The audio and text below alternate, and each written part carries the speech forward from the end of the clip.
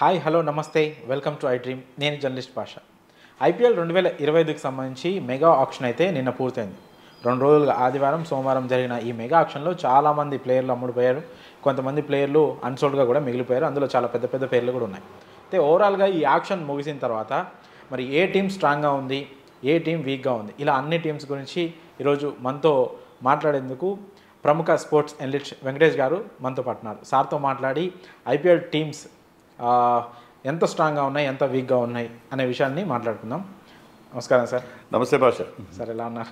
Very good. Auction చూసుంటారు 2 రోజులు. 2 రోజులు చాలా లాంగ్ పీరియడ్ జరిగింది ఆక్షన్. చాలా దాంట్లో డ్రామా ఉంది, చాలా సర్ప్రైజెస్ ఉన్నాయి. కొంతమంది బిగ్ నేమ్స్ అన్సోల్డ్ అయినాయి. సో ఎప్పుడు ఎక్స్పెక్ట్ చేసినట్టే lot of fireworks in auction. నార్మల్గా మెగా ఆక్షన్లో అంత ప్రైజ్ రాదు అనుకున్నాం సార్. మినీ ఆక్షన్లోనే హ్యూజ్ ప్రైజెస్ వస్తాయి, కానీ ఈ మెగా ఆక్షన్లో ఐపీఎల్ చరిత్రలోనే రికార్డులన్నీ బద్దలయ్యాయి సార్. దాని గురించి మీరేమంటారు? ఎందుకు అంత పెద్ద అమౌంట్ పెట్టాల్సి వచ్చింది? దానికి సింపుల్ రీజన్ ఏంటంటే, మామూలుగా మెగా ఆక్షన్ అంటే important Indian players, star Indian ప్లేయర్స్ని ఎవరు రిలీజ్ చేయరు. వాళ్ళే అట్టే పెట్టుకుంటారు, పర్ఫార్మర్స్ కూడా వాళ్ళు. కానీ ఈసారి చాలా సర్ప్రైజింగ్గా 3 క్యాప్టెన్స్ బయటకు వచ్చారు, including IPL winnowing captain Shreyas Iyer వచ్చాడు, రిషబ్ పంత్ వచ్చాడు, అలాగే కేఎల్ రాహుల్ వచ్చాడు. సో ఇలాంటి ప్లేయర్స్ రావడం వల్ల చాలా టీమ్స్కి క్యాప్టెన్స్ అవసరం ఉన్నారు, కీపర్స్, దాంట్లో 2 కీపర్స్ కూడా ఉన్నారు. సో అందుకని మనం ముందే ఎక్స్పెక్ట్ చేసాం అనమాట, వీళ్ళకి పెద్ద అమౌంట్స్ వెళ్తాయి, కొంతమంది ప్లేయర్స్ చాలా పెద్ద అమౌంట్స్ వెళ్తాయి, కొన్ని టీమ్స్ దగ్గర కూడా చాలా హెవీ అమౌంట్ ఉంది. అలాగే అయింది. దానివల్ల ఏమైందంటే కొంతమంది మెగా ఆక్షన్లో కొంతమంది ప్లేయర్స్ 20 crores అబోవ్ వెళ్ళేసరికి ఎవరైతే ఆ పర్చేజ్ చేసారో వాళ్ళ దగ్గర కొంచెం పర్స్ టైట్ అయిపోయింది. సో ఓవరాల్గా మనకి సెకండ్ డేకి వచ్చేసరికి ఎవరి దగ్గర సరైన డబ్బులు లేవు. ఫస్ట్ డే చాలా ధారాళంగా, చాలా దుబారాగా ఖర్చు పెట్టారు. సెకండ్ డే ఏంటంటే చాలా ఆచితూచి ఆక్షన్లో పార్టిసిపేట్ చేయాల్సి వచ్చింది. ఓకే, ఆక్షన్ అయిపోయిన తర్వాత ముఖ్యంగా సోషల్ మీడియాలో ఆర్సీబీ గురించి బాగా చర్చ నడుస్తూ ఉంది సార్. ఆక్షన్ సరిగ్గా చేయలేదు, ఈసారి కూడా ఈ సాలా కప్ నమ్మదే అనేది ఒక స్లోగన్లానే ఉండిపోయిద్ది అనే ట్రోలింగ్ అయితే బాగా జరుగుతుంది ఆర్సీబీ మీద. సో ఓవరాల్గా ఆక్షన్ మొత్తం అయిపోయిన తర్వాత ఆర్సీబీ టీం ఎలా ఉంది సార్? దానిపైన మీ విశ్లేషణ ఏంటి? ఆర్సీబీ ఫ్యాన్స్ అంటే ఫ్యాన్స్ ఒక టీం అనుకుంటారు, మీరు నేను కూడా అనుకుంటాం వీళ్ళని తీసుకుంటే బాగుంటుంది. కానీ వాళ్ళకి వాళ్ళ ప్రయారిటీస్ వేరే ఉంటే వాళ్ళకి కొంత ఇన్ఫర్మేషన్, వాళ్ళ దగ్గర ఉన్న ఇన్సైడ్ ఇన్ఫర్మేషన్ ప్లేయర్ గురించి వాళ్ళకి క్షుణ్ణంగా తెలుస్తుంది. సో దానివల్ల మనం అనుకున్న సోషల్ మీడియా ఆధారంగా టీంలు ఎప్పుడు సెలెక్ట్ కారు. బట్ ఓవరాల్ కొంత డిసప్పాయింట్మెంట్ నాకు ఎందుకు అనిపించిందంటే, particularly with regard to UG Chahal అక్కడ చిన్నస్వామి స్టేడియంలో సక్సెస్ అయిన ఏకైక స్పిన్నర్. గే స్పిన్నర్ కూడా చిన్నస్వామిలో సరైన బౌలింగ్ చేసిన పరిస్థితి లేదు. ఎవరు కూడా ఎవ్రీబడి గోస్ ఫర్ రన్స్, స్పిన్నర్స్కి చాలా పీడకల్ లాంటిది. కానీ Yuzi Chahal had a wonderful record in Chinnaswamy. Last ఆక్షన్లో వాళ్ళు హసరంగాకి వెళ్ళి ముందు హసరంగా వచ్చాడు ఆక్షన్లో, అందుకని చహల్ని తీసుకోలేకపోయాను, తప్పని చేసామన్నట్టుగా అన్నారు. కానీ ఈసారి చహల్ని తీసుకోవాల్సిన అవసరం ఉంది, తీసుకోవాల్సిన రియలైజేషన్ వాళ్ళకి ఉంది, అమౌంట్ కూడా ఉంది వాళ్ళ దగ్గర, సెకండ్ లార్జెస్ట్ అమౌంట్ వాళ్ళ దగ్గర ఉంది. అయినా చహల్ని వదిలేసుకోవడం నిజంగా చాలా సర్ప్రైజింగ్. సరైన స్పిన్నర్ లేడు ఇప్పుడు ఆ టీంలో. తీసుకున్న వాళ్ళు ఆల్రౌండర్స్ తీసుకున్నారు, లేకపోతే కొంచెం రూకీ స్పిన్నర్స్, పెద్దగా ఎక్స్పీరియన్స్ లేని వాళ్ళు తీసుకున్నారు తప్ప సరైన స్పిన్నర్ లేని లోటు స్పష్టంగా కనిపిస్తుంది. అదొకటి. రెండోది విల్ జాక్స్ లాస్ట్ సీజన్లో ఆర్సీబీ ఫస్ట్ హాఫ్లో కాస్త తడబడింది. సెకండ్ హాఫ్లో ఎప్పుడైతే విల్ జాక్స్కి ఛాన్స్ ఇవ్వడం మొదలుపెట్టారో అతను ఒక ఎక్స్ప్లోజివ్ ఇన్నింగ్స్ ఆడడం, ఎక్స్ ఫ్యాక్టర్ లాగా మ్యాచ్ విన్నింగ్ ఇన్నింగ్స్ ఆడడం, ఒక సెంచరీ కూడా చేశారు. సెంచరీలో అవుట్ స్కోర్డ్ విరాట్ కోహ్లీ. అవును సార్. సో విరాట్ కోహ్లీ అక్కడ నాన్ స్ట్రైక్లో ఉండి అట్లా చూస్తూ ఉండాల్సిన పరిస్థితి కనిపిస్తుంది. అలాంటి ఒక ఇంపాక్ట్ క్రియేట్ చేశాడు అతను. అలాంటి ప్లేయర్ని ఆర్టీఎం ఎందుకు యూజ్ చేయలేదు అనేది అర్థం కాలేదు. దానికి they have to answer this. ఎందుకంటే ఆర్సీబీకి చాలా పెద్ద ఫ్యాన్ బేస్ ఉంది. ఆ ఫ్యాన్ బేస్కి వాళ్ళు సమాధానం చెప్పుకోవాలి, ఎందుకు మీరు విల్ జాక్సన్ తీసుకోలేదు అంటే. ముందే లియామ్ లివింగ్స్టన్ తీసుకున్నాము, అందుకని తీసుకోలేదు, సిమిలర్ స్కిల్ సెట్ అంటే. మళ్ళీ హసరంగా చహల్ విషయంలో చేసిన అదే తప్పు రిపీట్ చేసినట్టు అవుతుంది కదా. సో విల్ జాక్స్ కోసం మీరు ఫస్ట్ డే రోజున ఆర్సీబీ సరిగ్గా పర్చేజ్ చేయలేదు, 30 కోట్లు వాళ్ళ దగ్గర పెట్టుకున్నారు. సెకండ్ డే రోజున ఎందుకు ఉంచుకున్నారంటే విల్ జాక్స్ కోసం అని మనం అనుకున్నాం, కానీ చాలా సర్ప్రైజింగ్గా వెళ్ళారు. అలాగే Bhuvneshwar Kumar no doubt IPL legend. అతను పవర్ ప్లేలో అతను చేసిన వికెట్లు, నెంబర్ ఆఫ్ వికెట్స్ తీసుకున్నది, కానీ ఆ స్కిల్, అతనుకున్న అద్భుతమైన skill to bowl with the new ball చాలా అరుదుగా చూస్తాం. ట్రెంట్ బోల్ట్ భువనేశ్వర్ కుమార్ కనిపిస్తారు మనకి న్యూ బాల్తో పవర్ ప్లేలో swing వికెట్స్ అనేది తీసి బాగుంటుంది. స్వింగ్ చేస్తారు, న్యూ బాల్తో మీకు కనీసం ఒక ఓపెనర్ని అవుట్ చేస్తారని నాకు ధీమా ఉంటుంది. కానీ ఆఫ్ లేట్ అతని ప్రావెస్ కొంచెం ఆన్ ద డిక్లైన్. మీరు లాస్ట్ సీజన్ ఫిగర్స్, నాకు కరెక్ట్ ఫిగర్స్ నాకు లేవు, కానీ last season he played for Sunrisers 14-15 matches ఆడాడు. దాంట్లో తీసుకున్న వికెట్లు 7-8 వికెట్లే ఉన్నాయి. సో వికెట్ టేకింగ్ తగ్గిపోయింది. డెత్లో he's going for lot of runs. అతని ఎకానమీ చాలా హైగా ఉంది. మీరు అనొచ్చు లాస్ట్ టైం ఎస్ఆర్హెచ్ పిచ్లు చాలా బ్యాటింగ్ ఫ్రెండ్లీగా ఉన్నాయి, everybody went for runs. But same thing happens in Chinnaswamy కూడా ఇంకా ఉప్పల్ స్టేడియం పెద్దది సైజ్ వైజ్, ఇక్కడ చిన్న స్టేడియం. సో ఈ పిక్స్ కొంచెం ఇబ్బంది, స్పిన్నర్స్ సరిగ్గా లేకపోవడం, పేస్ బౌలింగ్. ఎప్పుడు ఆర్సీబీకి ఉన్న ప్రాబ్లం ఏంటంటే దే గో ఫర్ బ్యాట్స్మెన్, మంచి బ్యాట్స్మెన్ తీసుకుంటారు, బౌలింగ్ యూనిట్ని వీకెన్ చేస్తారు. ఇప్పుడు కూడా అలాగే అనిపిస్తుంది. సరైన హ్యాజల్వుడ్ తప్ప, హ్యాజల్వుడ్, భువనేశ్వర్ కుమార్, యష్ దయాల్, అంతకుమించి మనకి పెద్దగా బౌలింగ్లో మనకి గన్ బౌలర్స్ ఎవరు కనబట్టలేదు. సిరాజ్ని తీసుకోకపోవడంపై కూడా చాలా Siraj is out and out Virat Kohli's man. Virat Kohli అనుగు శిష్యుడు. విరాట్ కోహ్లీ గీతకిస్తే గీత దాటాడు, అలాంటివి వాళ్ళిద్దరి మధ్య అంత బాండింగ్ ఉంది. So Siraj has done well. అతను కూడా తెలుసు ముఖ్యంగా ఏంటంటే మీకు చిన్నస్వామిలో ఎలా బౌలింగ్ చేయాలి, ఎలాగ రన్స్ కట్టడి చేయాలి, ఎలా వికెట్లు తీయాలనేది అది ఒక పెద్ద పజిల్ అది. ఎందుకంటే బౌలర్స్కి అదొక నిజంగా చాలా డేంజరస్ గ్రౌండ్ అది. సో అక్కడ సక్సెస్ అయిన వాళ్ళని వదిలిపెట్టడం అనేది కరెక్ట్ డెసిషన్ కాదు. బట్ ఓవరాల్గా తీసుకుంటే ఏంటంటే సరే వాళ్ళు ఇది చాలా ఇంపార్టెంట్ సీజన్ అది కాబట్టి వాళ్ళు కొంతమంది ప్లేయర్స్ని తీసుకున్నారు, కొన్ని ఇంపార్టెంట్ టిమ్ డేవిడ్ కానీ, లియామ్ లివింగ్స్టన్, ఫిల్ సాల్ట్, వీళ్ళందరూ ఐపీఎల్లో బాగా పర్ఫామ్ చేశారు, బిగ్ హిట్టర్స్. కేఎల్ రాహుల్ని బహుశా వాళ్ళు తీసుకోకపోవడానికి కూడా అదే కారణం ఏంటంటే ఎందుకంటే కేఎల్ రాహుల్ స్ట్రైక్ రేట్తో ప్రాబ్లం ఉంది. ఆర్సీబీ ఏంటంటే వాళ్ళు ఎప్పుడు ఆ చిన్నస్వామి గ్రౌండ్ని దృష్టిలో పెట్టుకుని తీసుకుంటారు. సో చిన్నస్వామిలో బిగ్ హిట్టింగ్ చేయాలి, పవర్ హిట్టింగ్ చేయాలి. సో అలాంటి కైండ్ ఆఫ్ ప్లేయర్స్ కోసం వెళ్ళినట్టుగా ఉన్నారని నేను అనిపిస్తున్నాను. బ్యాటింగ్ లైనప్ చూసుకుంటే సార్ ఆల్రెడీ విరాట్ కోహ్లీ, పట్టిదార్ వీళ్ళిద్దరూ ఆల్రెడీ రిటైన్ అయ్యారు. సో ఇప్పుడు కొత్తగా జాయిన్ అయిన ప్లేయర్లలో వాళ్ళ బ్యాటింగ్ ఎంత స్ట్రెంగ్ అయిందంటే ఏమంటారు సార్? బ్యాటింగ్ స్ట్రెంగ్ అయిందా అంటే ఎస్, బ్యాటింగ్ బాగానే ఉంది. ఎందుకంటే మనం చెప్పుకున్నట్టుగా ఈ ఆల్రౌండర్స్ ఉన్నారు, ఈ బిగ్ హిట్టర్స్ లియామ్ లివింగ్స్టన్ కానీ, Phil Salt and Tim David, plus Virat Kohli, Rajat Patidar, ఈ 5 ఉంటే చాలా స్ట్రాంగ్గా ఉంటుంది. ప్లస్ జాకబ్ బెథెల్ అని ఒక ఇంగ్లీష్ ఆల్రౌండర్, బార్బేడస్లో పుట్టి మన జోఫ్రా ఆర్చర్ లాగా, and is now playing for England. Very exciting player, మంచి బిగ్ హిటర్. సో అతను కూడా తీసుకున్నారు. సో ఏంటంటే ఎక్కువగా వీళ్ళు ఫారిన్ ప్లేయర్స్ మీద ఎక్కువ ఫోకస్ పెడతారు. మాది మీకు సరైన ఇండియన్ ప్లేయర్స్ లేరేమో అని నాకు అనిపించింది. కృణాల్ పాండ్యా ఉన్నాడు అక్కడ. Krunal Pandya is a good selection, ఎందుకంటే అతను కూడా ప్రూవెన్ బిగ్ మ్యాచెస్ కూడా బాగా ఆడతాడు. ఒకసారి ముంబైకి ఒక ఫైనల్ కూడా గెలిపించి పెట్టాడు. బట్ ఓవరాల్గా ఇండియన్ కోర్ అనేది స్ట్రాంగ్గా ఉండాలి. కానీ వీళ్ళు ఏంటంటే they went for big foreign names, Indian players కోసం వెళ్ళలేదేమో అని అనిపించింది. ఇషాన్ కిషన్ కోసం వెళ్ళాల్సింది. లెఫ్ట్ హ్యాండర్ కూడా బాగుంది. Okay, keeper, left hander, Indian keeper. మీకు ఇండియన్ కీపర్ ఉంటే మీకు అడ్వాంటేజ్ ఏమవుతుంది అంటే మీరు ఫారిన్ ప్లేయర్స్లో బౌలర్స్ని కానీ బ్యాటర్స్ని కానీ మీరు మార్చుకునే అవకాశం. ఇప్పుడు we're having Phil Salt as your keeper. దానివల్ల మీరు you cannot play Jacob Bethell, Hazlewood, Liam Livingstone, Tim David, 4 ఆడించుకోలేరు మీరు, because Phil Salt is already there. So ఇలాంటి కొన్ని ఇబ్బందులు ఉంటాయి. ఇండియన్ కీపర్, మంచి ఇండియన్ కీపర్ని తీసుకుంటే బాగుండేది వాళ్ళు. అంటే జితేష్ శర్మ కూడా ఉన్నాడు కదా సార్. సో ఫిల్ సాట్లే కాకుండా జితేష్ శర్మని కూడా ప్లేయింగ్ 11లో తీసుకొని కీపర్గా వాడుకునే.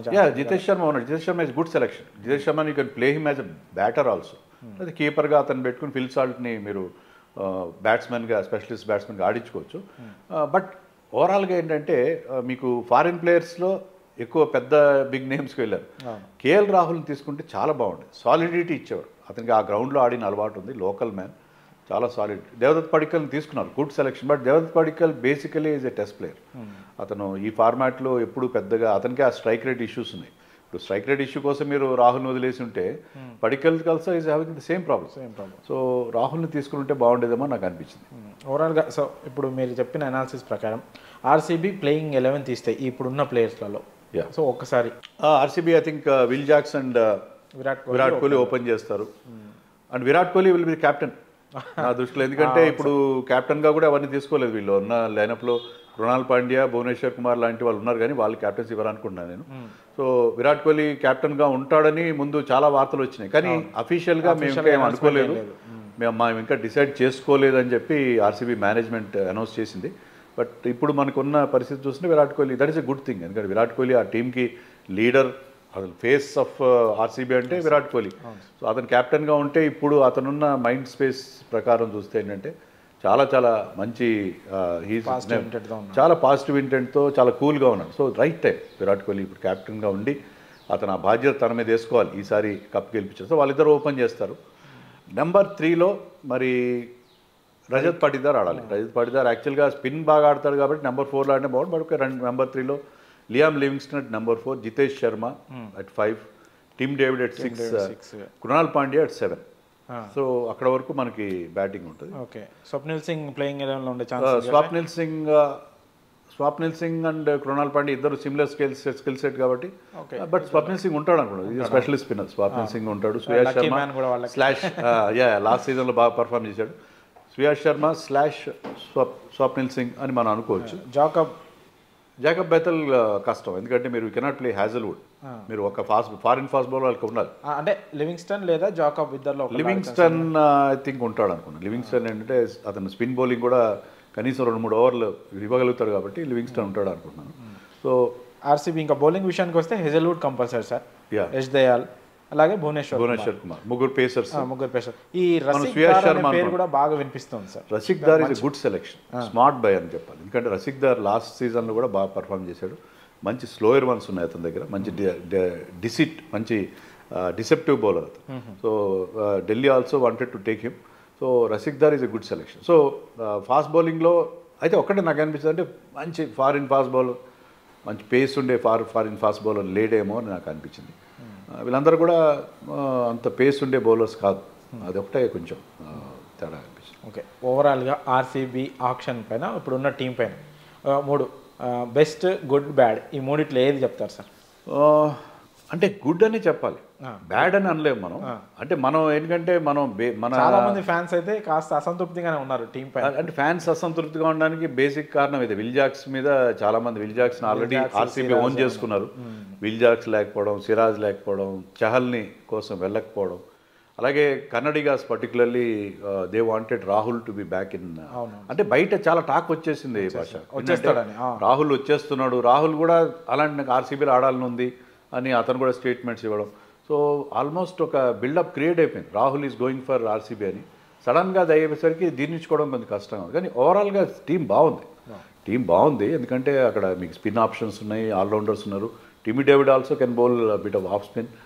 So Tim David is a very good finisher and once game start అయిన తర్వాత మనకే అర్థమైంది. Is good catcher also. అతను 6.5 అడుగులు పొడుగుంటాడు, ఎక్కువ లాంగ్ ఆఫ్లో ఫీల్డింగ్ చేస్తాడు. 6 వెళ్ళే బాల్ని కూడా అతను చెయ్యి పైకి లేపి క్యాచ్గా కన్వర్ట్ చేయగలడు. సో అలాంటి tall fielders fielding in those positions, deep mid wicket, long ఆఫ్లో అలాంటి టాల్ ఫీల్డర్స్ ఉంటే అది కూడా ఒక అడ్వాంటేజ్. అందులో బెంగళూరులో ఆ హై ఆల్టిట్యూడ్ బాల్ చాలా ఎత్తుగా వెళ్తుంటుంది. So I think that will be is a good selection actually. Okay sir, Chennai గురించి మాట్లాడుకుంటే రిటెన్షన్ ప్లేయర్స్ కాకుండా ఆప్షన్ జరిగిన తర్వాత ఈ ఆప్షన్లో చెన్నై బెస్ట్ పిక్ అంటే ఎవరి పేరు చెప్తారు? బెస్ట్ పిక్ అంటే మనకి తెలియట్లేదు కానీ వాళ్ళు నూర్ అహ్మద్ కోసం చాలా పెద్ద అమౌంట్ పెట్టారు. ఈవెన్ ఆక్షన్లో గుజరాత్ టైటన్స్ ఆర్టీఎం యూజ్ చేసిన ఐ థింక్ ఒరిజినల్గా అతను బిడ్ వెళ్ళింది ఒక 3-4 crores వెళ్ళాడు. But they wanted him back. మళ్ళీ ఆర్టీఎం తర్వాత వాళ్ళకి ఒక ఆపర్చునిటీ వస్తుంది కదా, 10 crores అని చెప్పి అంత కీన్గా వాళ్ళు తీసుకున్నారంటే వాళ్ళకి క్లియర్గా ఒక నమ్మకం ఉంది. చెన్నై పిచ్లో, చెపాక్ పిచ్లో నూర్ అహ్మద్కి బాగా సూట్ అవుతుంది, చెపాక్లో నూర్ అహ్మద్ బాగా పర్ఫామ్ చేస్తాడని చెప్పి చాలా కీన్గా అంటే టార్గెట్ చేశారు ఆ ప్లేయర్ని. అలాగే అశ్విన్ కూడా తీసుకున్నారు. Ashwin is 38 year old. కానీ చెన్నై ఎప్పుడు మనం అంటే డాడ్స్ ఆర్మీ అంటాం కదా, చెన్నైలో ఎప్పుడు కూడా అందరు ఏజ్డ్ ప్లేయర్సే ఉంటారు, ఇంక్లూడింగ్ వాళ్ళ కెప్టెన్ ధోని అయితే 43 ఏళ్ళు. కెప్టెన్ కాదు బట్ వాళ్ళ కెప్టెన్ అని లీడర్ అనుకోండి, కెప్టెన్ అనే వస్తుంది, ధోనిని మనం కెప్టెన్గానే భావిస్తాం. ఓకే, సో వాళ్ళు 38 year old అశ్విన్ని తీసుకోవడంలో ఏంటంటే అశ్విన్కి ఆ గ్రౌండ్లో నా అనుభవం, చెన్నైకి ఆడిన అనుభవం, చెన్నై సిఎస్కేకి ఆడిన తర్వాతే అశ్విన్ ఇండియాకి వెళ్ళాడు. సిఎస్కేలో పవర్ ప్లేలో బౌలింగ్ చేశాడు అప్పట్లో. సో అతనికి అక్కడ ఆడిన అనుభవం ఉంది, ఆ గ్రౌండ్తో ఉన్న ఎక్స్పీరియన్స్. రీసెంట్గా టెస్ట్ మ్యాచ్ జరిగితే అక్కడ కూడా man of the match award కూడా గెలుచుకున్నాడు. So Ashwin comeback, Noor Ahmad. ఎందుకంటే చెన్నై పిచ్ అంటేనే మనకి స్పిన్నర్స్కి అక్కడ అంటే లాస్ట్ ఇయర్ వాళ్ళు పెద్దగా ర్యాంక్ టర్నర్స్ చేసుకోలేదు, కానీ ఈసారి వాళ్ళు టీం పిక్ చేసిన విధానం చూస్తుంటే ఈసారి మంచి స్పిన్ పిచ్లు చేసుకుంటారు, స్లో పిచ్ల మీద చేసుకునే ఒక ఉద్దేశం ఉంది. లాస్ట్ సీజన్ వాళ్ళ పర్ఫార్మెన్స్ కూడా బాగాలేదు. సో వాళ్ళు దానికి కారణం ఏంటంటే వాళ్ళు బ్యాటింగ్ వికెట్స్ చేశారు. చెన్నైలో కూడా 200+ రన్స్ రావడం చూసాం లాస్ట్ ఇయర్. సో ఈ సీజన్లో వీళ్ళు పిక్ చేసిన టీం బట్టి చూస్తుంటే మనకి ఏమనిపిస్తుంది అంటే they are going to have turning tracks in Chennai. So వాళ్ళిద్దరి మీద ఎక్కువ ఫోకస్ పెట్టారని అది, ఎందుకంటే వాళ్ళు పెట్టిన అమౌంట్ వాళ్ళకి ఎక్కువ పెట్టారు. యాక్చువల్లీ చెన్నైకి మంచి మంచి ప్లేయర్స్ చాలా తక్కువ అమౌంట్కి వచ్చారు, వాళ్ళు ఎక్కువ పెట్టరు కూడా కాదు. మీరు చూడండి, Devon Conway and Rachin Ravindra ఇద్దరు 10.5 11 crores లోపల ఇద్దరు మంచి ప్లేయర్స్ని తీసుకున్నారు.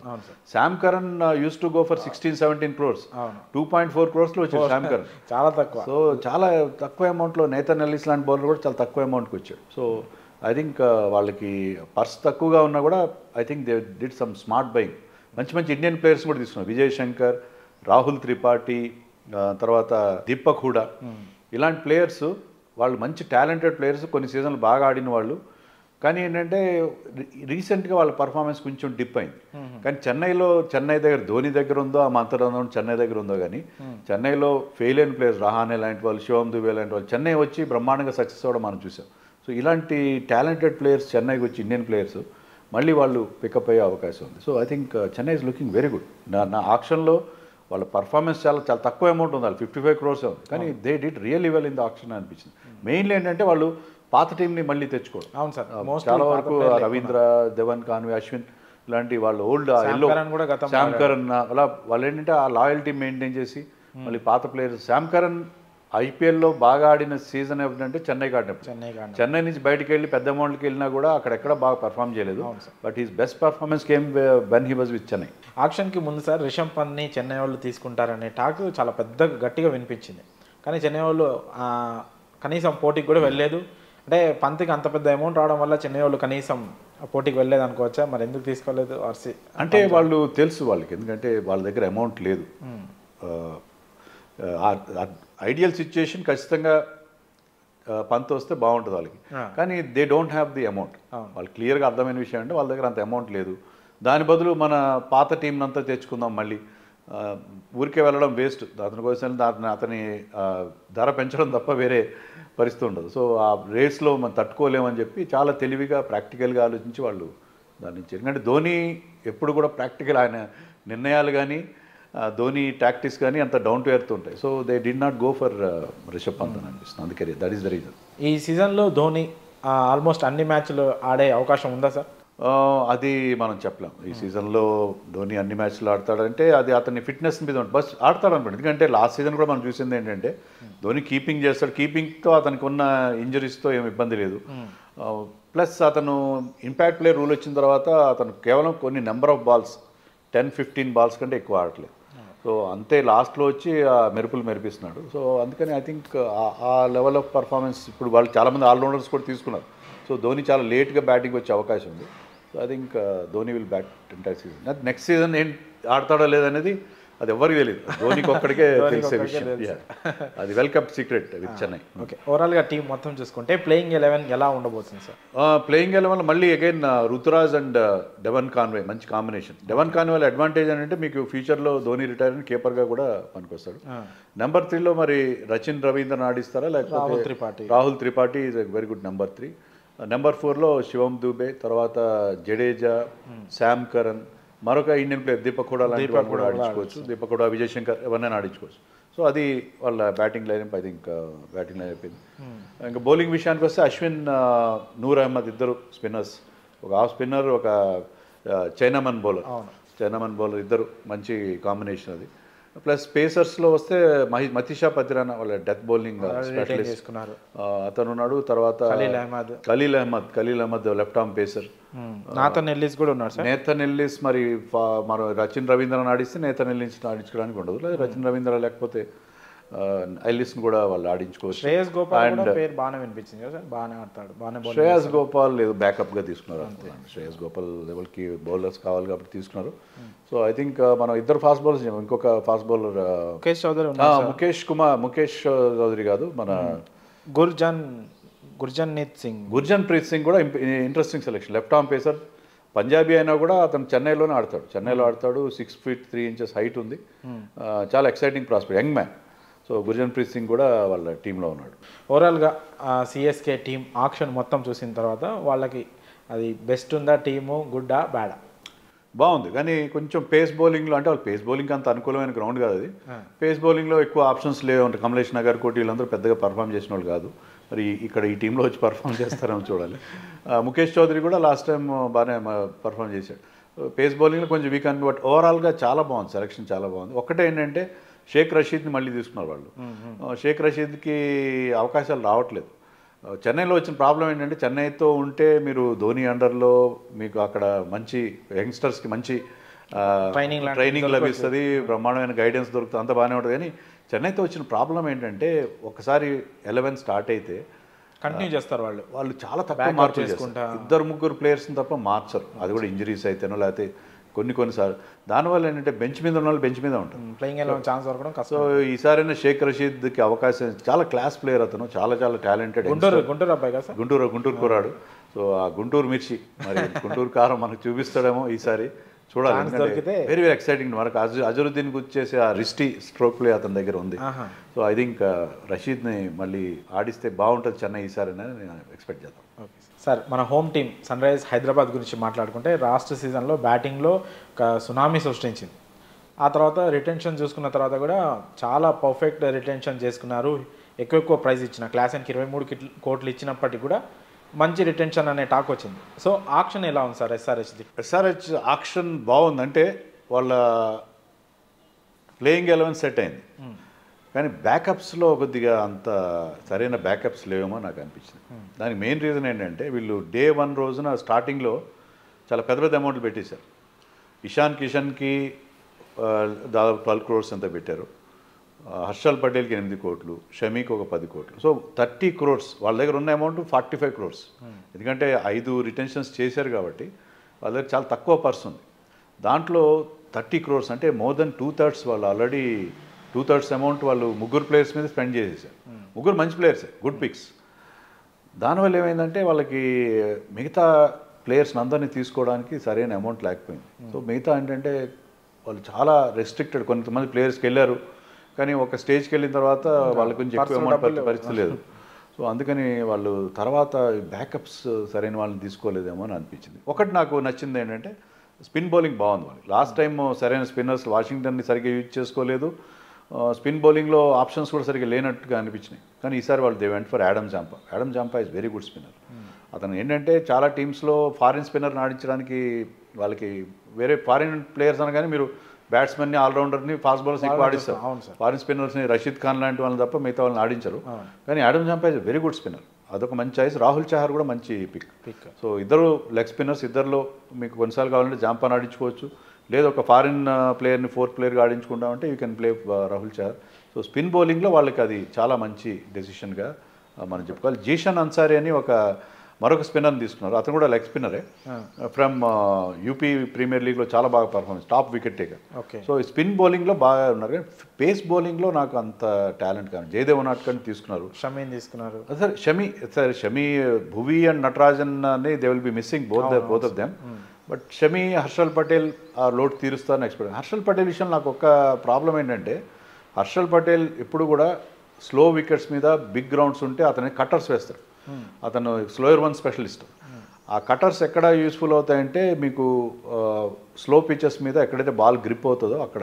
కానీ మన ఉప్పల్ స్టేడియం టోటల్గా బ్యాటింగ్ ఫ్రెండ్లీ పిచ్, అక్కడ అతను ఎంత ఎఫెక్ట్, ఎందుకంటే గతంలో అతను ఆర్సీబీకి ఆడినప్పుడు కూడా అంత పెద్దగా సక్సెస్ కాలేదు. సో అదొక్కటే కాస్త హర్షల్ పటేల్ సెలక్షన్ విషయంలో కాస్త తొందరపడ్డారేమో అని నాకు అనిపించింది. ఎవరు ఎక్స్పెక్ట్ చేయని ఒక పిక్ సార్, ఇషాన్ కిషన్ ఎస్ఆర్హెచ్లోకి వస్తారని దాదాపు ఎవరు అనుకోలేదు. కానీ ఒక మంచి స్ట్రాటజీతో ఇషాన్ కిషన్ని తీసుకున్నారు, కరెక్టే. కానీ సార్ అతను ఏ ప్లేస్లో ఆడే అవకాశం ఉంది? ఒకవేళ 1 డౌన్లో వస్తే 3 లెఫ్ట్ హ్యాండ్ బ్యాటర్సే అవుతారు. సో ఇషాన్ కిషన్ ఏ ప్లేస్లో ఆడే అవకాశం ఉంది సార్? ప్లేయింగ్ ఎలెవెన్లో ఎక్కడ ఫిట్ అవుతారు? ఇషాన్ కిషన్ సక్సెస్ మీరు ఇంటర్నేషనల్లో చూసుకున్నా, డొమెస్టిక్లో చూసుకున్నా, ఐపీఎల్లో చూసుకున్నా, మెయిన్లీ అతను ఓపెనర్గా పవర్ ప్లేలో చాలా బాగా ఆడతాడు. పవర్ ప్లేలో ఇట్ టేక్స్ ఛాన్సెస్, ఎక్కువ బాల్ని ఇన్ ద ఎయిర్ ఆడతాడు. పవర్ ప్లేలో మీకు వేకెంట్ స్పేసెస్ ఉంటాయి కాబట్టి ఆ షాట్స్ క్లిక్ అవుతాయి. సో మీకు ఆల్రెడీ మీ ఓపెనింగ్ పార్ట్నర్షిప్ సెట్ అయిపోయింది, మీ స్ట్రెంతే ఆ ఓపెనింగ్ జోడి Travis Head and Abhishek Sharma. So దాన్ని డిస్టర్బ్ చేసే పరిస్థితి లేదు. మీరు చెప్పినట్టు వాళ్ళిద్దరు లెఫ్ట్ హ్యాండర్స్. సో నెంబర్ 3లో లెఫ్ట్ హ్యాండర్ని ఎవరు ఆడించారు కదా, వరుసగా ముగ్గురు రైట్ హ్యాండర్స్ని ఆడిస్తారు కానీ ముగ్గురు లెఫ్ట్ హ్యాండర్స్ని ఎవరు పంపరు. సో నితీష్ రెడ్డిని నెంబర్ 3కి పుష్ చేయాలి. Nitish Reddy is good at number 4 Australia. Number 3 కూడా ఆడగలడు, is a very good player, మంచి ఫామ్లో ఉన్నాడు. నితీష్ని నెంబర్ 3లో ఆడించుకోవాలి, ఇషాన్ని నెంబర్ 4లో, క్లాసన్ అట్ 5. సో అండ్ 6లో బహుశా అభినవ్ మనోహర్ లేదా అభినవ్ మనోహర్ నెంబర్ 3లో దింపాలి. సో కొంచెం ఆ ఇండియన్ ఇషాన్ కిషన్ మీద ఎక్కువ అమౌంట్ పెట్టేశారు. మరొక ఇండియన్ ప్లేయర్, మంచి ప్లేయర్ని తీసుకుని ఉంటే బాగుండేదేమో అని నాకు అనిపించింది. సో అక్కడ ఆ స్లాట్ కొంచెం వీక్గా అనిపిస్తుంది. అండ్ ఇంపాక్ట్ ప్లేయర్గా మరి ఎవరు ఉంటారనేది కూడా కొంచెం చూసుకోవాలి. ఇంపాక్ట్ ప్లేయర్గా సరైన ప్లేయర్స్ వాళ్ళకి ఇండియన్ ప్లేయర్స్ కావాలి కదా. Coming the Mendis is a very good selection, ఎందుకంటే క్లాస్ ప్లేయర్ అతను, టెస్ట్ స్పెషలిస్ట్ నో డౌట్. కానీ ఈ ఫార్మాట్లో కూడా సక్సెస్ కాగలడు. చాలా చాలా మంచి యంగ్స్టర్, చాలా టాప్ క్లాస్ ప్లేయర్ అతను. సో కమింగ్ ద మెండిస్ కనుక క్లిక్ అయితే వాళ్ళకి ఆ 4th ఫారిన్ స్లాట్ని ఫిలప్ చేసుకోవచ్చు.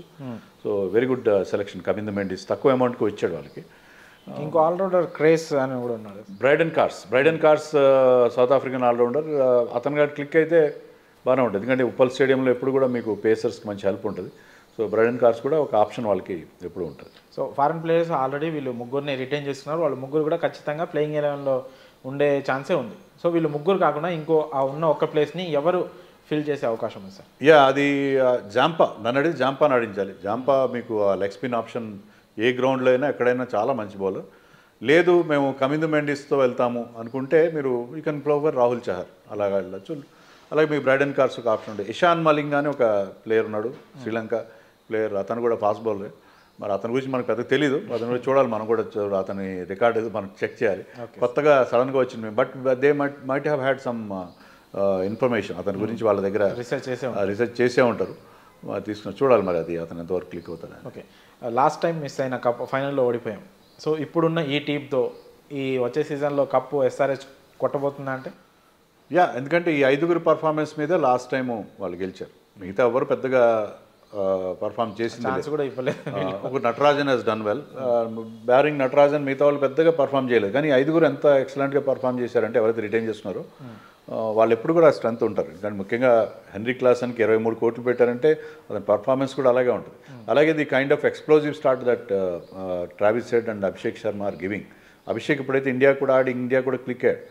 సో ఖచ్చితంగా ఈ 5గురు, నితీష్ కుమార్ రెడ్డి ఇప్పుడు has become a star, international star అయిపోయాడు నితీష్ కుమార్ రెడ్డి. అండ్ కమిన్స్ గురించి చెప్పాల్సిన అవసరం ఏం లేదు. సో ఈ 5గురు మీద వాళ్ళు డిపెండ్ అవుతారు. కోర్ టీం అయితే అదే, ప్లస్ ఇషాన్ కిషన్, తర్వాత ఈ కొత్త picks Shami is an excellent step. Shami కనుక ఫిట్గా ఉంటే నథింగ్ లైక్ ఇట్, ఎందుకంటే లాస్ట్ టైం అతను ఆడినప్పుడు 2023లో he was purple cap winner. So షమీని మిస్ అవ్వడం వల్లే గుజరాత్ టైటన్స్ లాస్ట్ సీజన్లో చాలా ఘోరంగా ఫెయిల్ అయింది. సో షమీ అండ్ హర్షల్ పటేల్ అందరూ Harshal Patel can bat also, is a good down the order batsmen.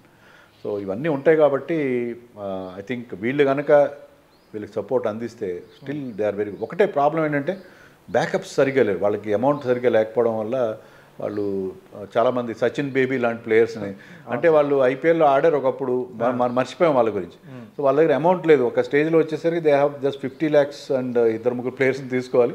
Amount చూస్తే 50 lakhs. ఫస్ట్ డే అయిపోయేసరికి వాళ్ళ దగ్గర 5 కోట్లు మాత్రమే ఉంది. సగం టీమ్గా తీసుకోవాల్సిన పరిస్థితుల్లో 5 crores వాళ్ళు they entered the second day of the auction. So వాళ్ళు కొంచెం నేల విడిచి సామ్ చేసినట్టుగా నాకు అనిపించింది. తెలుగు వాళ్ళు మనం చాలా ఎమోషనల్గా ఉంటాం, ఎవరినైనా అభిమానిస్తే చాలా ఎక్కువగా అభిమానిస్తాం సార్. అది ఎక్కడ పనిచేస్తుందంటే డేవిడ్ వార్నర్, అలా గతంలో ఎస్ఆర్హెచ్కి బాగా ఆడిన ప్లేయర్స్ ఉన్నారు సార్. డేవిడ్ వార్నర్ కానీ, విలియమ్సన్ కానీ, కేన్ మామా కూడా అని అంటారు మన వాళ్ళు, అలాగే బేస్టో, వీళ్ళందరూ ఈ ఐపీఎల్ ఆక్షన్లో అన్స్టోల్డ్గా ఉన్నారు సార్. వీళ్ళని ఎవరు కొనుక్కోలేదు. ఎందుకు సార్? ఏజ్ ఫ్యాక్టరా, ఇట్లా ఫామ్ లేకపోవడమా? ఏజ్ ఫ్యాక్టర్ ఒకటి. తర్వాత Kane Williamson is not a one day player, అంటే ఒకప్పుడు ఆడేవాడు. ఇప్పుడు ఏజ్ ఎప్పుడైతే బయట పడుతుందో అతను ఈవెన్ టెస్ట్ మ్యాచ్లో కూడా అంత బాగా పర్ఫామ్ చేయట్లేదు, ఇంజరీ ప్రాబ్లమ్స్ ఉన్నాయి. సో కేన్ విలియమ్సన్ లాస్ట్ సీజన్లో he played couple of matches by Gujarat Titans, ఏమాత్రం క్లిక్ కాలేదు. So he was benched by Gujarat Titans last season. Kane Williamson విషయంలో ఎవరికి సర్ప్రైజ్ లేదు. David Warner is real surprise, ఎందుకంటే 3 సార్లు ఆరెంజ్ క్యాప్ గెలిచిన ప్లేయర్ అతను, IPL title winning captain for SRH అనే తీసుకుని ఉండాలి. కానీ వీళ్ళందరూ పిక్ చేయకపోవడానికి కారణం ఏంటంటే బేస్ ప్రైస్ చాలా హై పెట్టుకున్నారు, 2 crores పెట్టుకున్నారు. అలా కాకుండా 1 crore పెట్టుకుంటే teams would have gone for them. So ఇప్పుడు మెగా ఆక్షన్లో అందరి దగ్గర పర్స్ చాలా టైట్గా ఉన్న సిచ్యుయేషన్లో ఎప్పుడైతే బేస్ ప్రైస్ హైగా ఉందో కనీసం వీళ్ళని తీసుకొని జట్టులో పెట్టుకుందామా అని కూడా వాళ్ళకి పరిస్థితి కనిపించింది. అందులో సీనియర్ ప్లేయర్ని పెట్టుకున్న తర్వాత అతన్ని బెంచ్ మీద కూర్చోబెట్టడానికి కూడా కొంచెం ఇబ్బందికరంగా ఉంటుంది. అప్పుడు ఆ వార్నర్ తీసుకుంటే బాగానే ఉంటుంది, అతను యంగ్స్టర్స్కి కాస్త గైడెన్స్ ఇస్తారు, కానీ you cannot bench him for the entire season. ఒకవేళ అది కూడా కొంచెం ఇబ్బందికరంగా ఉంటుంది సీనియర్ ప్లేయర్ని. సో ప్రైస్ కూడా కొద్దిగా ఫ్యాక్టర్. సో అందుకనే ఈసారి చాలామంది ఫార్మర్ ప్లేయర్స్ని చాలా వరకు అంటే టీమ్స్కి over the years they have learned, వాళ్ళకి ఎక్స్పీరియన్స్ వచ్చింది ఎవరైతే టీంలో ఉంటే బాగుంటుంది, ఎవరు లేకపోతే బాగుంటుంది అనేది. సో అందుకని కంటే కూడా గేమ్కి ఎక్కువ ఇంపార్టెంట్. నేమ్స్ కోసం వెళ్ళడం అనేది పోయింది, పర్ఫార్మర్స్నే తీసుకుంటున్నారు. ఒకప్పుడు ఏంటంటే బిగ్ నేమ్స్ కోసం వెళ్ళేవాళ్ళు, ఇప్పుడు ఎవ్వరు కూడా పర్ఫార్మెన్స్ని వాళ్ళ పర్టికులర్ రిక్వైర్మెంట్ని చూసుకుని వాళ్ళు టీమ్స్ సెలెక్ట్ చేస్తారు. ఎంఐ టీం గురించి మాట్లాడుకుంటే సార్, ఆప్షన్ తర్వాత ఆల్రెడీ రిటెన్షన్స్లోనే వాళ్ళ టీం స్ట్రాంగ్గా ఉంది, ఒక కోర్ టీంని అయితే వాళ్ళు రిటైన్ చేసుకున్నారని అనుకున్నాం మనం. సో ఇప్పుడు ఆక్షన్ తర్వాత ఆ టీం మరి ఎంత స్ట్రాంగ్ అయింది సార్? చాలా స్ట్రాంగ్ అయిందని చెప్పాలి. వాళ్ళు బేసిక్గా ఏంటంటే పాషా, వాళ్ళు రిటైన్ చేసుకున్న టీం మనం చూస్తే 5 కూడా ఇండియన్ ప్లేయర్స్ని రిటైన్ చేసుకున్నారు. ఆ 5 కూడా ఒకరిని మించిన ఒకరు. ఈవెన్ తిలక్ వర్మ కూడా ఇప్పుడు టాప్ క్లాస్ ఇంటర్నేషనల్ ప్లేయర్ అయిపోయాడు. సో 2 సెంచరీలు అందుకని 5 మంచి ప్లేయర్స్, ఇండియన్ ప్లేయర్స్ ఉన్నారు వాళ్ళు. సో వాళ్ళ కోర్ టీమ్ సెట్ అయిపోయింది, ఇండియన్ కోర్ బ్రహ్మాండంగా సెట్ అయిపోయింది. Trent Boult is a very good selection. గతంలో వాళ్ళకి ఆడాడు. తర్వాత మీకు వాంకడే పిచ్లో ఇనీషియల్గా ఫాస్ట్ బౌలర్స్కి హెల్ప్ ఉంటుంది, బాల్ స్వింగ్ అవుతుంది, బాల్ మంచి ఎక్స్ట్రా బౌన్స్ ఉంటుంది. So Trent Boult and Deepak Chahar వాళ్ళిద్దరూ పవర్ ప్లే స్పెషలిస్ట్, పవర్ ప్లేలో వికెట్లు తీసే బౌలర్స్. సో అక్కడ న్యూ బాల్కి ఎప్పుడు ఎఫెక్ట్ ఉంటుంది కాబట్టి వెరీ గుడ్ సెలెక్షన్.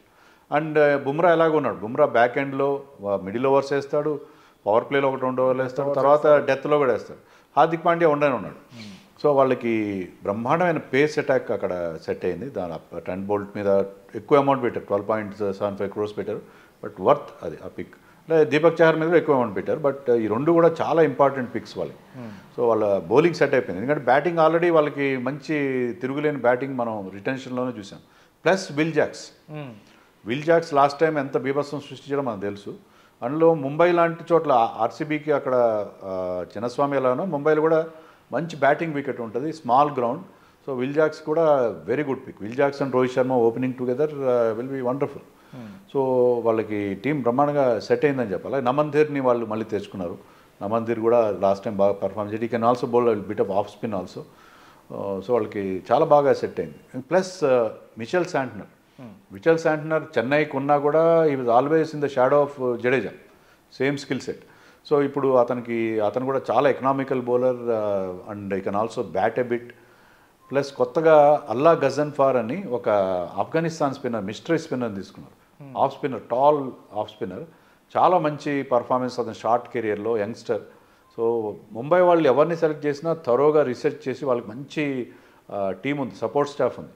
వాళ్ళు ప్రపంచవ్యాప్తంగా తిరిగి దగ్గరికి వెళ్ళి చూసి మరి ఆ ప్లేయర్ని హ్యాండ్ పిక్ చేస్తారు, చాలా జాగ్రత్తగా పిక్ చేస్తారు. సో అలాంటి ప్లేయర్స్ని వాళ్ళు తీసుకున్నారు. సో అందుకని ఐ థింక్ వాళ్ళు తీసుకున్న ప్లేయర్, ఏ ప్లేయర్ని తీసుకున్నా దాని వెనక చాలా థాట్ ఉంటుంది, చాలా బోర్డంతా హోంవర్క్ చేసి తీసుకుంటారు. I think team is looking very good this time. వాళ్ళకున్న తక్కువ అమౌంట్ సార్, ఎందుకంటే వాళ్ళు రిటెన్షన్స్లోనే అందరికీ స్టార్ ప్లేయర్లు కాబట్టి ఎక్కువ అమౌంట్ ఇచ్చేశారు. వాళ్ళకున్న లిమిటెడ్ పర్స్లోనే మంచి picks sir. Trent Boult, Will Jacks కావచ్చు, దీపక్ చాహర్ కావచ్చు, చాలా మంచి ప్లేయర్లు. వాళ్ళకి ఎవరెవరు కావాలో వాళ్ళని పట్టి మరీ తీసుకున్నారు. అయితే విల్ జాక్స్ విషయంలో వాళ్ళు ఆర్సీబీకి చాలా చేసినట్టుంది సార్. ఆర్సీబీ వాళ్ళు మేము ఆర్టీఎం వాడలేదంటే ఆకాష్ అంబానీ ఎంత ఖుషి అయిపోయాడంటే వెళ్ళి మరి వాళ్ళ ప్రథమేష్ మిశ్రా అని వాళ్ళ సీఈఓని వెళ్ళి కావలించుకున్నంత పని చేశాడు. సో అంత హ్యాపీ ఫీల్ అయ్యేవాళ్ళు, ఎందుకంటే they wanted one explosive opener. Rohit శర్మతో పాటు ఒక మంచి ఫారిన్ ఓపెనర్, మిగతా టీం అంతా సెట్ అయిపోయింది. They needed an opener. ఆ ఓపెనర్ కోసం వాళ్ళు చూశారు, వాళ్ళకి అనుకున్న ప్లేయర్ దొరికాడు. సో టిమ్ డేవిడ్ని వదిలేసుకున్నారు, ఎందుకంటే వాళ్ళకి ఫినిషర్స్ చాలామంది ఉన్నారు, ఫినిషర్స్ ఉన్నారు కాబట్టి they wanted one opener desperately. So ఆ విల్ జాక్స్ వాళ్ళకి దొరికేశాడు. సో ఐ థింక్ టీమ్ అయితే చాలా బాగా సెట్ అయింది. అయితే ఇక్కడ ప్రాబ్లం మనం ఇంతకుముందు కూడా మాట్లాడుకున్నాం, వీళ్ళందరూ ఎలా జెల్ అవుతారు. ఎందుకంటే రోహిత్ శర్మ విషయంలో హార్దిక్ పాండ్యా, రోహిత్ శర్మ, బుమ్రా, సూర్యకుమార్, వీళ్ళందరూ బిగ్ గన్స్. ఈ బిగ్ గన్స్ అందరూ సేమ్ పేజ్లో ఉంటారు, అందరూ కలిసి కట్టుగా టీంని. లాస్ట్ ఇయర్ ఏంటంటే వాళ్ళ మధ్య కొన్ని అభిప్రాయ భేదాలు కనిపించినాయి, మనకి కొన్ని డిఫరెన్సెస్ కనిపించినాయి. సో అవి కనుక ఓవర్కమ్ అయితే nothing like it. Mumbai is looking very good this time. గతంలో హార్దిక్ పాండ్యా విషయంలో ముంబైలోనే చాలా వ్యతిరేకత వ్యక్తమైంది సార్. ఇప్పుడు అవంతా నార్మల్ అయిపోయినట్టేనా? ఇప్పుడు వచ్చే నెక్స్ట్ సీజన్కి హార్దిక్ పాండ్యాని ముంబై వాళ్ళు కానీ రోహిత్ శర్మ ఫ్యాన్స్ కానీ అందరూ రిసీవ్ చేసుకునే అవకాశం ఉందా, లేకపోతే మళ్ళీ పాత గాయం ఏమైనా తిరగబెట్టే అవకాశం ఉందా సార్? ఉంటుందని అనుకుంటున్నాను. ఎందుకంటే హార్దిక్ పాండ్యా కూడా లాస్ట్ సీజన్ నుంచి ఆ లెసన్స్ నేర్చుకుని ఉంటాడు. లాస్ట్ సీజన్లో అతనికి ఏ గ్రౌండ్కి వెళ్ళినా, ఈవెన్ ముంబైలో ఆడినా కూడా అతనికి వ్యతిరేకత రావడం. సో ఈసారి అతను బెటర్గా అతని బిహేవియర్ కొంత మార్చుకుంటే సీనియర్స్ విషయంలో అలాంటి ఇబ్బందులు ఉండవని అనుకుంటున్నాను. అందుకే ముంబై ఇండియన్స్ కూడా అతన్నే మళ్ళీ క్యాప్టెన్ చేశారు. వేరే క్యాప్టెన్సీ మారుస్తాడని మనకి ఏదో వార్తలు రోహిత్కి ఇస్తారు, లేకపోతే సూర్యకుమార్కి ఇస్తారని వార్తలు వచ్చినాయి. But he's continuing to be their captain.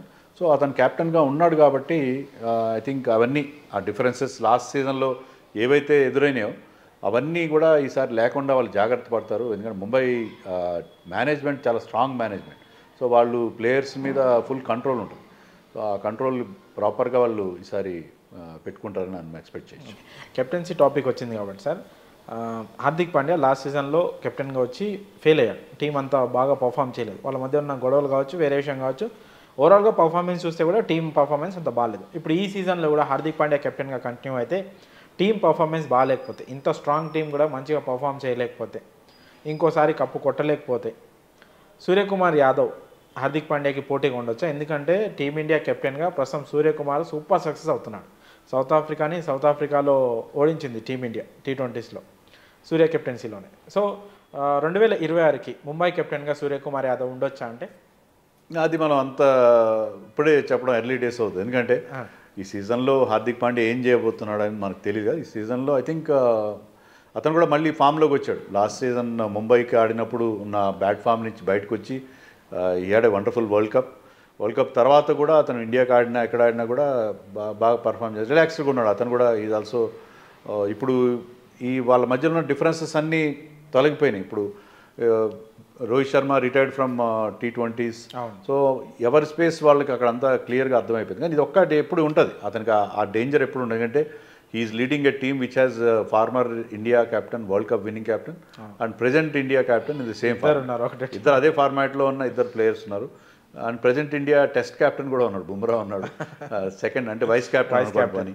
So ఇంతమంది క్యాప్టెన్స్ అతని అండర్లో ఉన్నారంటే అతను కూడా వీళ్ళందరినీ కలుపుకొని వెళ్లాల్సి ఉంటుంది. కలుపుకొని వెళ్తే మాత్రం ముంబై ఇప్పుడున్న టీం ఆన్ పేపర్ చూస్తే చాలా మంచి టీంగా అనిపిస్తుంది. సో మిగతా అన్ని టీమ్స్ కంటే ముంబై సూపర్ స్ట్రాంగ్గా ఉంది అంటే మీరు ఒప్పుకుంటారా సార్? ముంబైకి పోటీగా వేరే టీం ఏదైనా ఉందంటారా?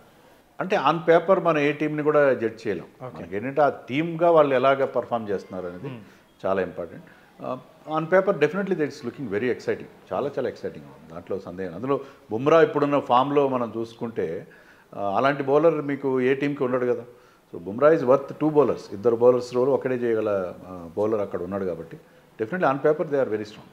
సార్ ఢిల్లీ క్యాపిటల్స్ గురించి మాట్లాడుకుంటే సైలెంట్గా ఒక మంచి టీంని సెట్ చేశారు ఢిల్లీ వాళ్ళు అనే టాక్ అయితే వినిపిస్తా ఉంది. ఎలా ఉంది సార్ ఢిల్లీ టీం? ఏదో మీరు అన్నట్టుగా వాళ్ళ దగ్గర అమౌంట్ పెద్ద అమౌంట్, 3rd highest అమౌంట్ వాళ్ళ దగ్గర ఉండేది బిఫోర్ ఆక్షన్. వాళ్ళ క్యాప్టెన్ అండ్ కీపర్గా కేఎల్ రాహుల్ చాలా తక్కువ అమౌంట్కి 14 crores దొరికాడు. మామూలు కేఎల్ రాహుల్ 20+ వెళ్తాడని చెప్పి బిఫోర్ ఆక్షన్ అందరూ కూడా ఎక్స్పెక్ట్ చేశారు. బట్ సమ్హౌ కేఎల్ రాహుల్ వాళ్ళకి తక్కువ అమౌంట్కి దొరికాడు. దాంతో వాళ్ళకి టీంని బిల్డప్ చేసుకోవడం చాలా ఈజీ అయింది. మిచెల్ స్టార్క్ కూడా లాస్ట్ టైం 25 crores వెళ్ళినవాడు, దాంట్లో సగం అమౌంట్ కంటే తక్కువ amount, I think below 12 crores 11.5 అంతో వచ్చేసాడు. సో ఇద్దరు మేజర్ ప్లేయర్స్ వాళ్ళకి చాలా చౌకబేరంలో వచ్చేసారు కాబట్టి ఐ థింక్ అది వాళ్ళకి బాగా ప్లస్ అయింది. ఓవరాల్గా కూడా టీం చాలా బాగుంది. అయితే ఖలీల్ అహ్మద్ లాస్ట్ టైం అంత బాగా పర్ఫామ్ చేసి అతన్ని తీసుకున్నట్టు బాగుండేది. But they still got Mukesh కుమార్ని మళ్ళీ వెనక్కి తీసుకోగలిగారు. జేక్ ఫ్రేజర్ మెక్గార్క్ని వాళ్ళు మళ్ళీ ఆర్టీఎం యూజ్ చేసి తెచ్చుకున్నారు. అది కూడా చాలా మంచి చాయిస్. యాక్చువల్గా అతను రిటైన్ చేసుకోవాలి, అంత బాగా పర్ఫామ్ చేశాడు లాస్ట్ సీజన్లో. But he's back. Team is looking very good. So వాళ్ళ బౌలింగ్ చాలా బాగుంది సార్ చూసుకుంటే. మిచెల్ స్టార్క్ కానీ అలాగే ఇంకా పాత ప్లేయర్లు ఉన్నారు, నటరాజన్ తీసుకున్నారు, ముఖేష్ కుమార్ని తీసుకున్నారు. స్పిన్నర్లలో అక్షర్ పటేల్ని Kuldeep Yadav probably best spin bowling attack యాదవ్ని కూడా రిటైన్ చేసుకున్నారు. కుల్దీప్ యాదవ్, అక్షర్ బెస్ట్ స్పిన్నర్స్ ఉన్నారు వాళ్ళకి. Axar is a wonderful cricketer, బ్యాటింగ్లో కానీ బౌలింగ్లో కానీ ఫీల్డింగ్లో కానీ చాలా మంచి ప్లేయర్. సో వాళ్ళ బౌలింగ్ అటాక్ మీరు అన్నట్టుగా చాలా బాగుంది, చాలా అంటే చాలా బాగుంది. సో ఇప్పుడు కేఎల్ రాహుల్ ఈ టీంలో ఓపెనర్గా ఆడతాడా లేకపోతే 4th down ఆడతాడా? ఏ పొజిషన్లో ఆడే అవకాశం ఉంది సార్ కేఎల్ రాహుల్ నన్ను అడిగితే is always good at in the down the order. ఇండియాకి ఆడినా ఎక్కడ ఆడినా కూడా ఈ ఫార్మాట్లో అతను ఎప్పుడైతే డౌన్ ద వికెట్ ఆడతాడో అదే మంచి పర్ఫార్మెన్స్ మనకు అనిపిస్తుంది. సో అతను ఓపెనర్గా ఆడితే అంటే కొంచెం చాలా ఇన్హిబిటెడ్గా చాలా బిగుసుకొని ఉంటాడేమో అనిపిస్తుంది. అలా కాకుండా మిడిల్ ఆర్డర్లో ఆడితే అతను ఫ్రీగా ఆడతాడు. సో ఐ థింక్ వాళ్ళకి ఆల్రెడీ జేక్ ఫ్రేజర్ మెక్గార్గ్ ఉన్నాడు, along with him Abhishek for left hander. So అతను కూడా మంచి బిగ్ హిట్టింగ్ ప్లేయర్. సో వాళ్ళిద్దరిని ఓపెనర్గా పెట్టుకొని you play somebody like Harry Brook or Faf du Plessis at number 3 and రాహుల్ని you can play him at number 4. Okay, KL Rahul మీద ఉన్న ఒక విమర్శ ఏంటి సార్ అంటే స్ట్రైక్ రేట్ ప్రాబ్లం, చాలా స్లోగా ఆడతాడని. సో ఈసారి ఢిల్లీలో కేఎల్ రాహుల్ బ్యాటింగ్ స్టైల్ ఎలా ఉండబోతుంది అనుకోవచ్చు, ఎందుకంటే Delhi batting friendly pitch. So KL Rahul batting గురించి సార్. అంటే కేఎల్ రాహుల్కి ప్రాబ్లం ఏంటంటే అతను 2 రకాలుగా ఆడగలడు. టాప్ గేర్లో ఆడగలడు, ఫస్ట్ గేర్లో కూడా ఆడతాడు. టీమ్ రిక్వైర్మెంట్ బట్టి అతని స్ట్రైక్ రేట్ మారుతూ ఉంటుంది. కానీ ఈ టీంలో ఏంటంటే మంచి బిగ్ హిట్టర్స్ ఉన్నారు. సో అతను ఒకవేళ వాళ్ళు మంచి స్టార్ట్ ఇస్తే అతను కాస్త స్లో డౌన్ అయ్యి ఆడుకోవచ్చు, లేకపోతే ఆ స్టార్ట్ని అతను బిల్డప్ చేసుకునే పరిస్థితి కూడా ఉంటుంది. And they have got good finisher in Tristan steps కూడా ఉన్నాడు కాబట్టి, అక్షర్ పటేల్ ఉన్నాడు. సో అతను డిఫరెంట్ గేర్స్లో ఆడే అవకాశం ఉంది. సో ఈ నీడ్ నాట్ అతను మరీ 150 స్ట్రైక్ రేట్ ఆడాల్సిన అవసరం లేదు. సో టీమ్ రిక్వైర్మెంట్ బట్టి అతను ఒక యాంకర్ రోల్ కూడా ప్లే చేసే అవకాశం ఉంటుంది. సో ఓవరాల్గా ఢిల్లీ క్యాపిటల్స్ ఒక ఐపీఎల్ ఇప్పుడు జరిగిన ఆక్షన్ తర్వాత టాప్ 3 టీమ్స్ తీసుకుంటే 1, 2, 3 ఈ 3 స్లాట్స్లో డీసీకి మీరు ఇచ్చే ప్లేస్ ఏంటి సార్? అది మనం చెప్పాలంటే మొత్తం అన్ని టీమ్స్ని అనలైజ్ చేయాల్సి ఉంటుంది. బట్ ఐ థింక్ నేను అనుకోవడం Delhi has done really well. Ranking అయితే నేను ఇవ్వను, బట్ వాళ్ళైతే చాలా బాగుంది. టీం అయితే వాళ్ళ ఫస్ట్ 11 చాలా బాగుంది, అండ్ బ్యాకప్స్ కూడా మంచి బ్యాకప్స్ ఉన్నాయని అనిపిస్తుంది. సో ఈ టీంతో వాళ్ళకి ఫస్ట్ కప్ ఏమైనా వచ్చే అవకాశం ఉందంటారా?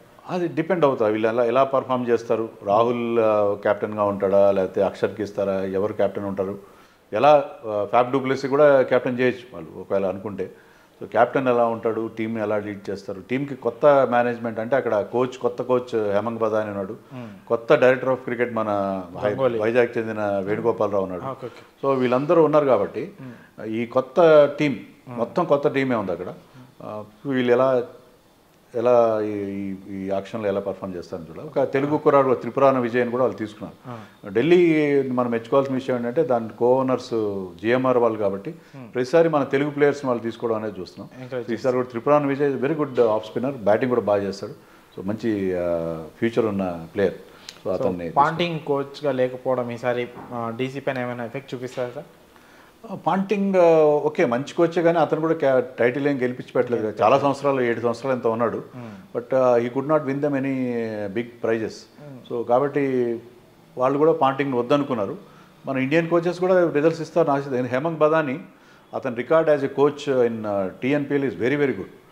టీఎన్పిఎల్లో అతని టీం వరుసగా గెలవడం, అలా ఈవెన్ ఫారిన్ లీగ్స్లో కూడా కొన్ని టీమ్స్కి అతను కోచ్గా ఉన్నాడు. He has produced very good results. So Hemang Badani ప్లేయర్గా పెద్ద గొప్ప రికార్డు అతనికి లేకపోయి ఉండొచ్చు, కానీ యాజ్ కోచ్గా అతని రికార్డ్ చాలా బాగుంది. అందుకనే అతన్ని వాళ్ళు కోచ్గా సెలెక్ట్ చేయడం జరిగింది.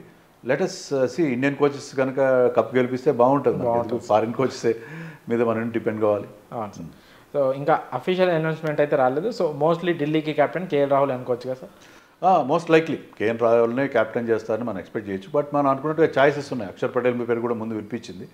తర్వాత ఫ్యాఫ్ డూప్లెసీ కూడా ఉన్నాడు. అతను కూడా వాళ్ళ టీంని, వాళ్ళ దేశ జాతీయ జట్టుని, తర్వాత ఈవెన్ మొన్నటిదాకా ఆర్సీబీ క్యాప్టెన్గా ఉన్నాడు.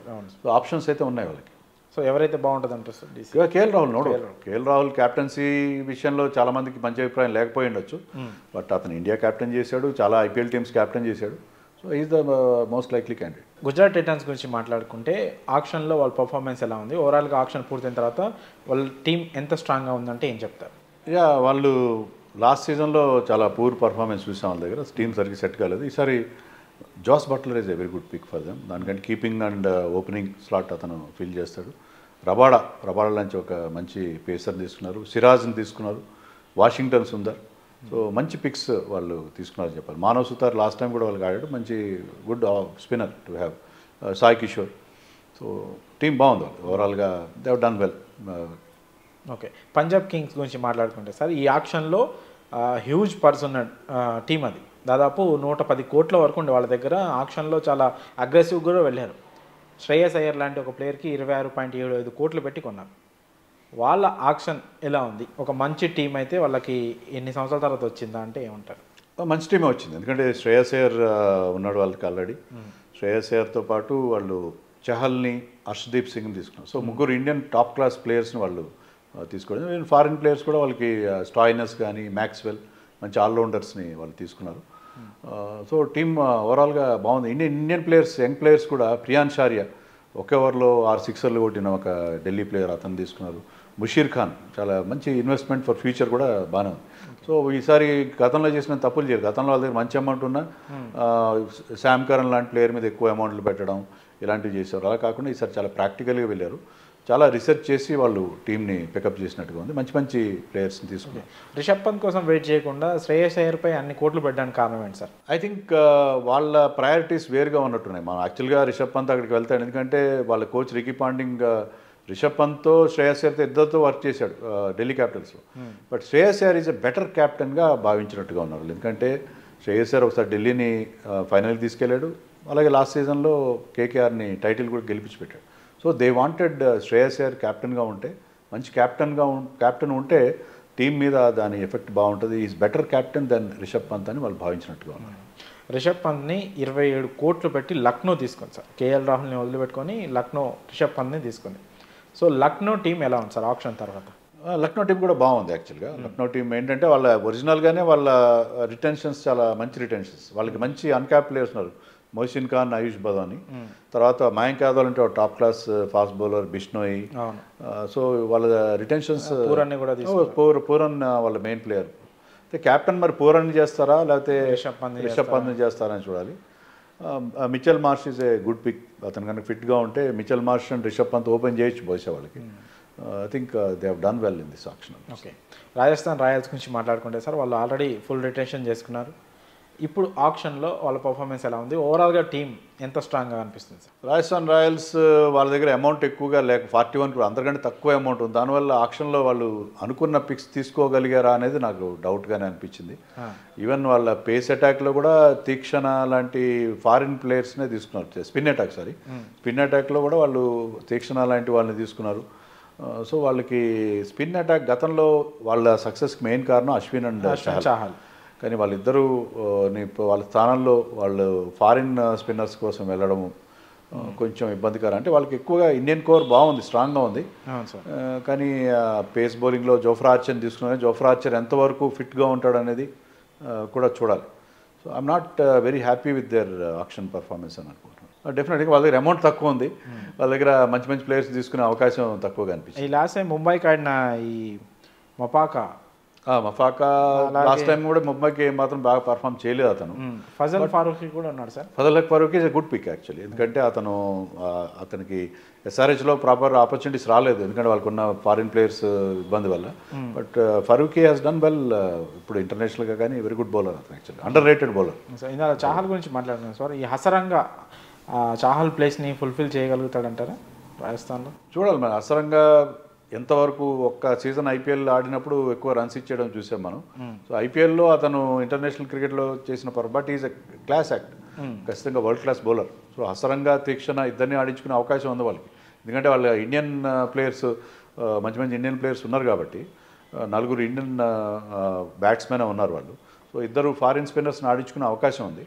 చూడాలి మరి వాళ్ళు ఏం చేస్తారు. వాళ్ళు రిటైన్ చేసుకున్న జైస్వాల్, శాంసన్, అలాగే ధ్రువ్ జురేల్, రియాన్ పరాగ్ వీళ్ళే వాళ్ళ బ్యాటింగ్లో మెయిన్ ప్లేయర్గా వెళ్ళారు సార్. ఆప్షన్లో కూడా పెద్ద స్టార్ ప్లేయర్లను కానీ నేమ్ ఉన్న ప్లేయర్ని కానీ పెద్దగా తీసుకోలేదు. సో ఆ స్ట్రాటజీని ఎలా చూడొచ్చు సార్? అదే వాళ్ళు కొంచెం ఈ 4 ప్లస్ హెడ్మైర్ వాళ్ళకి ఆల్రెడీ బ్యాటింగ్నే రిటైన్ చేస్తున్నారు. వాళ్ళు బౌలర్స్ జోలికి వెళ్ళలేదు. సందీప్ శర్మ ఉన్నాడు కానీ మొత్తం మీద ఓవరాల్గా వాళ్ళు బౌలింగ్ కాస్త వీక్గానే అనిపించింది. సో ఆ బౌలర్స్ని ఫిలప్ చేసుకోవడంలో వాళ్ళకి సరైన ఛాయిసెస్. బట్ జోఫ్రా ఆర్చర్ కానీ క్లిక్ అయితే, ఎందుకంటే వాళ్ళు టాప్ క్లాస్ బౌలర్, మంచి పేస్ ఉన్న బౌలర్, మంచి రికార్డు ఉంది అతనికి. ఐపీఎల్లో కూడా గతంలో పర్ఫామ్ చేశాడు జోఫ్రా ఆర్చర్. సో అతను కనుక ఫిట్గా ఉంటే మాత్రం వాళ్ళ బౌలింగ్లో మంచి ఎఫెక్ట్ ఉంటుంది. లేకపోతే కొంచెం బౌలింగ్ విషయంలో అంత ఎక్సైటింగ్గా అనిపించట్లేదు అది టీం.